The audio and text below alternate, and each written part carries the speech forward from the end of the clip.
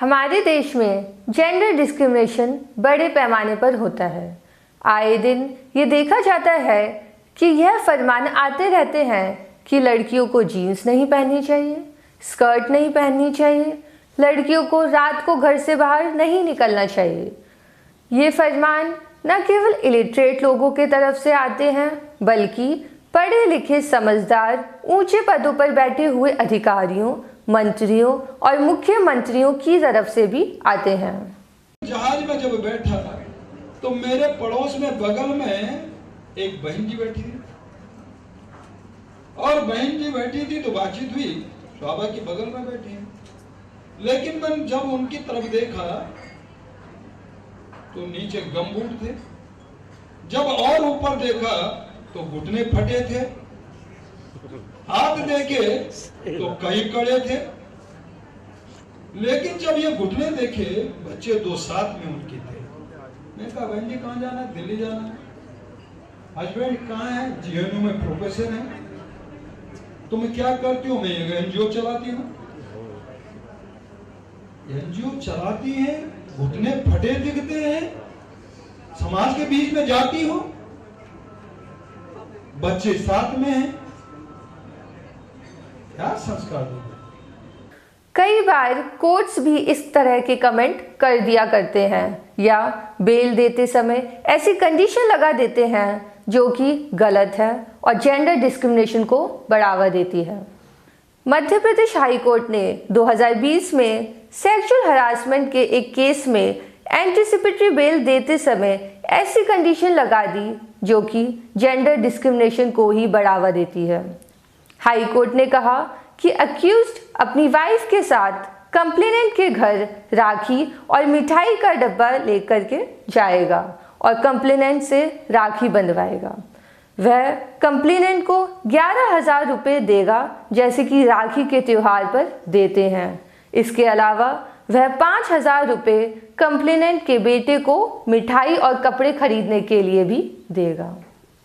High court ने राखी बांधने की यह कंडीशन लगा करके मोलेस्टर को भाई बना दिया है। सुप्रीम कोर्ट ने बेल की इस कंडीशन को गलत बताते हुए कल 18 मार्च को रद्द कर दिया है। सुप्रीम कोर्ट ने अपने इस ऑर्डर में कोर्ट से ऐसी स्टीरियोटाइप ओपिनियन देने से मना किया है जो जेंडर डिस्क्रिमिनेशन को बढ़ावा देती है और विमेन के कंडक्ट पर कमेंट करती है, जैसे women are physically weak and need protection, women are incapable of or cannot take decisions on their own, men are the head of the household and should take all the decisions related to family, women should be submissive and obedient according to our culture, good women are sexually chaste, motherhood is the duty and role of every woman and assumptions to the effect that she wants to be a mother. Women should be the ones in charge of their children, their upbringing and care. Being alone at night or wearing certain clothes make women responsible for being attacked. A woman consuming alcohol, smoking, etc. may justify unwelcome advances by men or has asked for it. Women are emotional and often overact or dramatize events, hence it is necessary to corroborate their testimony.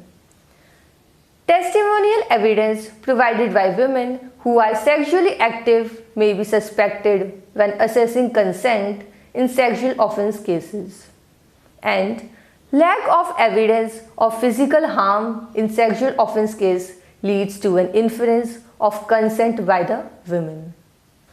Supreme court ने जजेस और public prosecutors को gender sensitisation की training देने का भी आदेश दिया है। सेक्सुअल हरासमेंट या सेक्सुअल वायलेंस के केसेस में यदि एक्यूज की बेल होती है तो बेल की इंटीमेशन विक्टिम को तुरंत देने और बेल ऑर्डर की कॉपी 2 दिन के अंदर देने का भी आदेश दिया है। सुप्रीम कोर्ट का यह जजमेंट जेंडर डिस्क्रिमिनेशन और जेंडर बायस के अगेंस्ट एक और इम्पॉर्टेंट डिसीजन है। कोई भी विक्टिम या कंप्लेनेंट कोर्ट्स के ऑर्डर्स में या अन्य कमेंट्स में यदि इस तरह का कोई भी जेंडर डिस्क्रिमिनेशन पाए तो उसका विरोध करें और उसको हायर कोर्ट्स में चैलेंज करें।